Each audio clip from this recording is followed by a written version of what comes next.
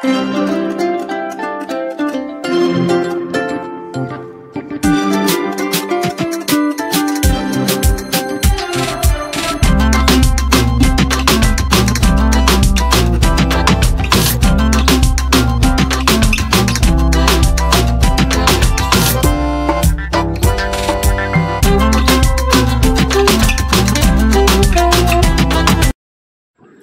Morning everyone, কেমন আছেন সবাই?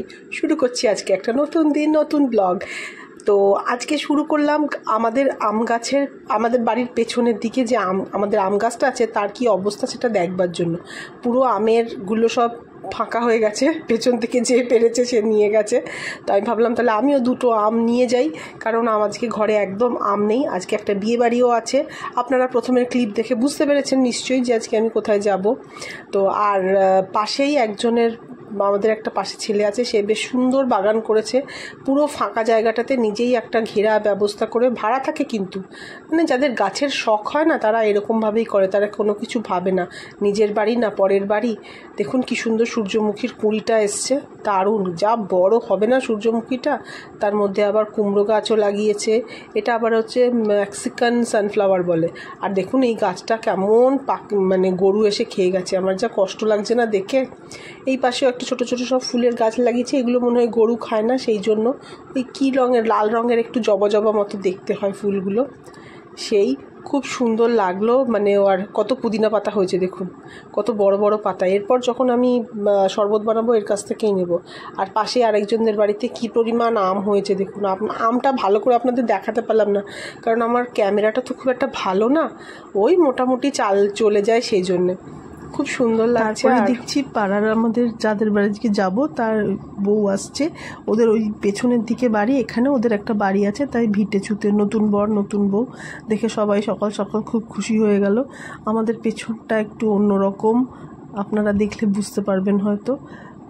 তো যাই হোক, এরপর মা আসছে, সবাই ডাকলো মাকে, মা একটু দেখবে বলে, কারণ মা তো যেতে পারবে না বিয়ে বাড়ি, আর হাঁটতে চলতেও এখন খুব কম পারে, সেই কারণে মা ভেতর থেকে সবাই মিলে ডাকছে আসুন আসুন। এখানে সবাই মিলে দাঁড়িয়ে আছে মা কখন আসবে সেই দেখবার জন্য। আর আমি এখানে পাঁচিলের ওপর দাঁড়িয়ে আছি, কারণ হচ্ছে আমাদের বাড়িটা না, এরা ওপরের দিকটাতে থাকে আর আমরা নিচের দিকে থাকি, একটু অন্য রকমের এলাকা আর কি পেছনটা।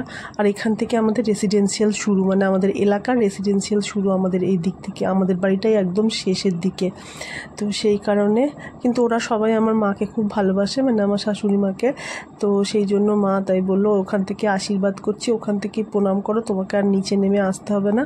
তো নতুন বউ বর দেখে সবাই খুব খুশি। এখন যাবো বিকেল, এখন বিকেল হয়ে গেছে, বিকেল না সন্ধ্যেই হয়ে গেছে। এখন আমি যাব বিয়ে বাড়ি। যথারীতি আমাদের বাড়ির কেউ যাবে না, শুধু আমি একা যাব, কারণ এটা যেহেতু পাড়ার ব্যাপার, সেই কারণে না গেলে নয়। তাই কি যেন একটা কথা আছে না, ছাই ফেলতে ভাঙা কুলো, আমি হচ্ছি সেই পদার্থ এই মোমেন্টে।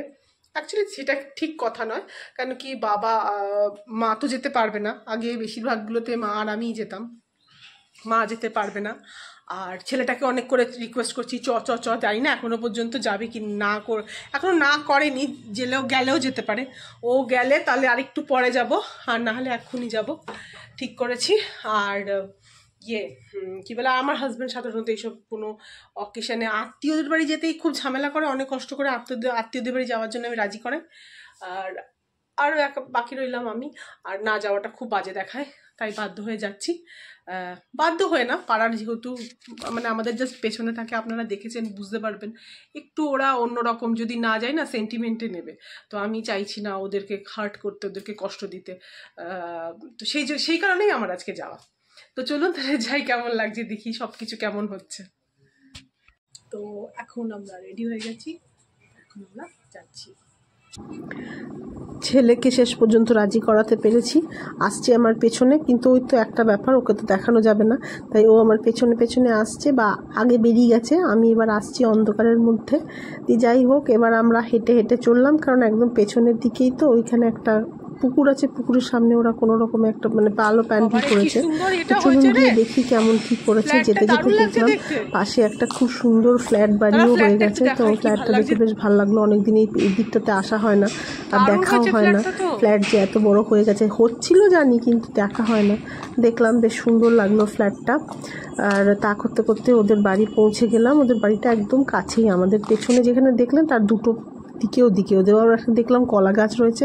এখানে একটা বিরাট হাইড্রেন আছে, কিন্তু সেটা কি সুন্দর ওরা ব্রিজ করে দিয়েছে, সেই ব্রিজটা দেখাচ্ছিলাম আপনাদেরকে। তো যাই হোক, তারপরে আমরা ঢুকলাম বিয়ে বাড়িতে গিয়ে দেখছি কেউ নেই, শুধু আমরা একা। কারণ তখনও পর্যন্ত কেউ এসে পৌঁছোয়নি। আর আমরা ভাবলাম যাই, তাড়াতাড়ি গিয়ে তাড়াতাড়ি চলে আসবো। ছেলেটাকে তো যেতে চাইছিল না, আসলে কি ও একদম খাওয়া দাওয়া করছে না, কিছুই খেতে পাচ্ছে না, সেই কারণে। খুব ভালো লাগলো, সাজিয়েছে ভালো।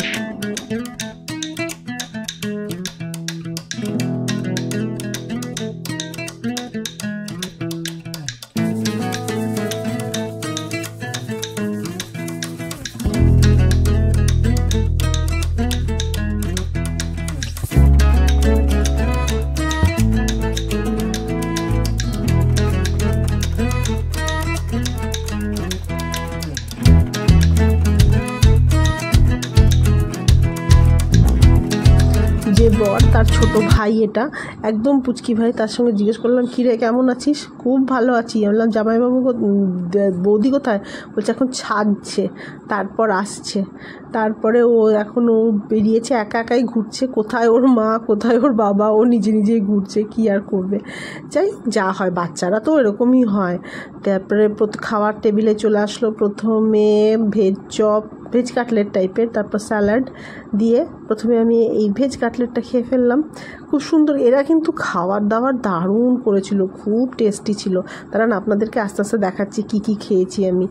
তারপরে ভেজ চপ খাওয়ার পরে দিল রাধাবল্লভী, তারপরে দিয়েছিল চানা মশলা বলছে, কিন্তু মানে ছোলার ডাল টাইপের, ভালোই হয়েছে।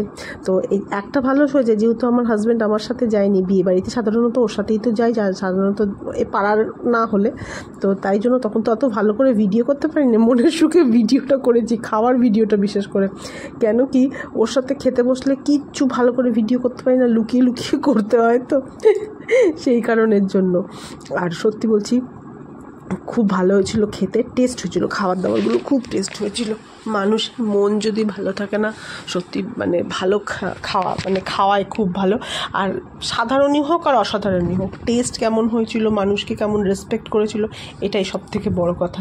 আমাদেরকে তো ওরা সবসময় খুব রেসপেক্ট করে, ওদের মানে এগুলোর কোনো কথাই হবে না, সবসময় আমাদেরকে ভীষণ ভালোবাসে, প্রয়োজনে অপ্রয়োজনে সব কিছুতেই আমাদেরকে ডাকে। তো খুবই ভালো হয়েছিল। এরপরে এসেছিলো চানা মশলা, কোনো খুব ছিমছাম রান্না করেছিল, গরমকালের জন্য একদম ভালো। এই ঝুড়ো আলু ভাজার তো কথা হবে না। তারপর পটল চিংড়ি এসেছিলো, পটল চিংড়ির মধ্যে কিন্তু চিংড়িও ছিল, ভালোই চিংড়ি ছিল। সাধারণত পটল চিংড়ি আমি যত বিয়ে বাড়িতে যাই খুঁজে পাই না, এদের কিন্তু ছিল পটল চিংড়ির মধ্যে ভালোই চিংড়ি মাছ। এই হচ্ছে খাবার দাবার। আর তারপরে এসেছিলো চিকেনেরও টেস্ট হয়েছিল। সাধারণত চিকেন টেস্ট হয় না খেতে, কিন্তু টেস্ট হয়েছিল ওদের সত্যি। প্রত্যেকটা রান্না খুব ভালো হয়েছিল, খেতে ভালো হয়েছিল। আর বেশ মানে খুব সুন্দরভাবে সাজিয়ে গুছিয়ে খুব ভালো করে খেতে দিয়েছিল। আমার ছেলেটা পাশেই বসেছিল। তারপর এসেছিলো রসগোল্লা, চাটনি, পাঁপড়, ব্যাস, আর কিচ্ছু না। আইসক্রিম ছিল, আইসক্রিমটা আমি পাতে নিইনি, পরে হাতে করে নিয়ে গেছি। আমরা যখন খেতে বসেছিলাম তখনও বউ এসে পৌঁছয়নি, তার অনেক পরে বউ এসেছিল। কারণ আমরা বললাম না, আমরা 8:30 9টার সময় গেছিলাম, ছেলেটাকে অনেক কষ্ট করে রাজি করিয়ে নিয়ে গেছিলাম। আসলে একদম খাচ্ছে না ছেলেটা, যদি একটুখানি খাবার দেখে খেতে ইচ্ছে করে তাও খেয়েছে, অল্প স্বল্প খেয়েছে। তো এইটা ওর ননদ আর নতুন বউ। তো ওইখানে ওকে আমি গিফট দিলাম। গিফট দেওয়ার পরে ওর সাথে আমি একটা ছোট্ট করে একটুখানি ক্লিপ নিয়ে নিলাম। মেয়েটা বেশ ভালো হয়েছে, সুন্দর আর ভালো দেখতে, পাড়ার যেরকম হয়। কদিন পর তো আমাদের পেছনেই চলে আসবে, তখন অনেক বেশি কথা হবে, জানা যাবে। এই হচ্ছে ব্যাপার। আর এমনি সব কিছু ঠিকঠাকই ছিল। খাওয়া দাওয়ার পর সবার বাকি যারা ছিল তাদের নতুন বরের ছবিও একটু তুলে ফেললাম। বাড়ি চলে আসলাম, এসে মাকে দিয়ে দিলাম একটা আইসক্রিম, কারণ ছেলে খাবে না আইসক্রিম আর আমি খাবো আইসক্রিম। আমিও আইসক্রিম খাচ্ছি। বিয়ে বাড়িতে তো আমরা আইসক্রিম খাই না, নিয়ে চলে আসি। ছেলে তো খাইনি, কারণ ঠান্ডা লেগেছে ওর, সেই জন্য। আর এখন আমি খাবো, এনজয় করি, এনজয় করো। তারপর আমি আর মা বসে বসে আইসক্রিম খেলাম। যতই ভাবি যেগুলো চাটবো না, বিশেষ করে ভিডিওতে দেখাবার জন্য, সে আমি চাটবই, কি করব, মানুষের স্বভাব কেউ কোনোদিনও চেঞ্জ করতে পারে বলুন। এই খুব ভালো গেল আজকে আমার দিনটা, সেজে গুজে অনেক দিন পর বেশ সাজলাম গুজলাম, বেরোনো তো হয় না। কেমন লাগলো আমার ভিডিওটা অবশ্যই জানাবেন। দেখা হবে একটা নেক্সট ভিডিওতেই। Tata bye.